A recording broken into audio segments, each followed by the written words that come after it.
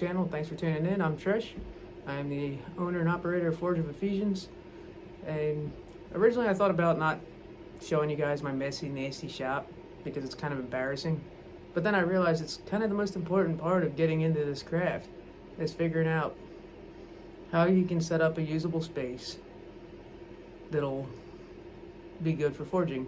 You know, I used to work outside and keep my anvil outside, and at the time I didn't have a nice hardened faced anvil like I have now, but I had a whole cast anvil from, eBay, the stuff that you buy for under $200. But every time I went to the anvil, I had to break out the angle grinder, clean off the rust, yada yada yada yada yada. It was a nightmare. Or I'd be in the middle of forging and then all of a sudden the heavens open up and it rains. Gotta put away to forge. Now I'm burning my hands, melting my storage system, just making a mess in general, as you can see here. So the whole trick now is I'm going to show you all start to finish how to go from being a completely ADHD, disorganized, excited knife maker to actually trying to make something into a professional shop where you can get some work done with efficiency and without the chaos of not being able to find a tool that you need within 5 seconds of looking for it.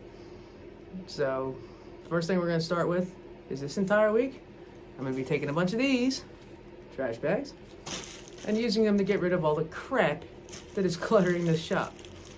After that, I'm going to be laying new floors, putting up walls, and trying to make this place a little more fireproof since, when you hit a hammer on hot steel, it tends to fling hot stuff everywhere.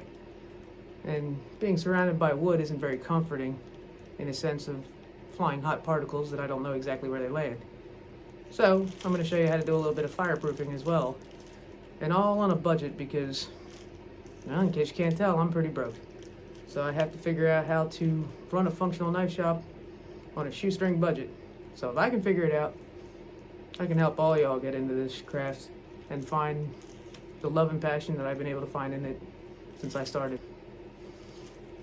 So we'll start from the very down nitty gritty, from the shop to the forge. These first couple videos are going to be showing you how to transform your little tiny garden shed into a full-fledged workshop for forging, as well as doing some other fun stuff like the log splitter press you see behind me and some other budget-friendly modifications that'll help you in being a more efficient bladesmith. So originally I didn't want to put this shop on camera as the way it is now because it is quite a disaster, and I'm pretty sure half the bladesmith community is probably going to tear me a new one for the conditions in which I'm working. But the reality is, I wanted to share this with you guys because it's not just about being disorganized and messy. It's actually about your health. The forging element, they say, is dangerous at the beginning of forging fire. Yeah, maybe, because you get burnt once in a while. That happens. You drop hot steel, you get burnt. But that's not really the injuries that have been the bigger ones for me. The bigger ones for me have been the laziness injuries of forgetting to put on my mask while grinding something like African blackwood and wondering why my eyes are burning and I'm hacking up a lung. Well, now that I'm sitting in this shop with all the steel dust laying around, I'm understanding the importance of cleanliness in the shop. And now I've got to gut the entire place, get it clean, so that I can stop coughing until 4 in the morning and get some sleep. Do not take the dust lightly, folks. You got to keep your stuff clean or you're going to be in a world of pain. Just letting you know. So I'm going to show you how to do it and do it on a budget. And chances are there might be some things I'm not right about. And by all means, I welcome the constructive criticism. I'm still new at this. I've only been at it for 2 years. I've had some mentors more recently, but everything I've learned right here on YouTube.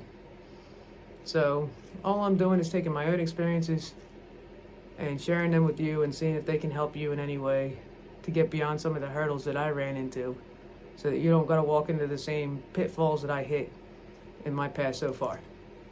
So let's see what we can do, and follow me and click subscribe on this video if you're interested in figuring out how to get there. I'll see you soon. Just one last thing before I close out this video. I don't normally like the channels where you just got some person talking at your face the whole time. I want to let you know it's not going to be that kind of channel. But the introduction had to be made, and I had to kind of tell you what was going on here. So videos moving forward, you will see a lot more action and a lot less me yapping. So thanks for tuning in, and hopefully you'll continue to tune in on the more fun videos coming in the future. Have a great night.